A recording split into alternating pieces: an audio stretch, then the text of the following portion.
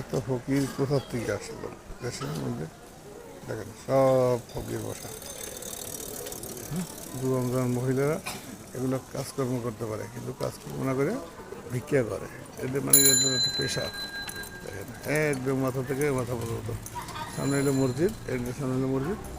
মসজিদের আমার বহুত, কিন্তু এই পর্যন্ত এখান থেকে দেখেন পুরা একদম রাস্তা পুরো খোয়া বসে আছে, মানে সাহায্যের জন্য মসজিদ গিয়ে বেরোবে মানুষ।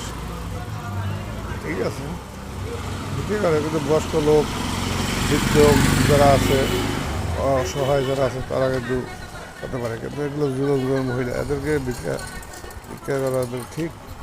হয়তো কাজকর্ম করে খেতে পারে, গার্মেন্টসে বাসায় বাড়িতে কাজকর্ম করে খেতে পারে, কিন্তু তারা আইনা করে ভিক্ষা করে খায়। এটা তো কাজটা তো ভালো হয় না, ঠিক না?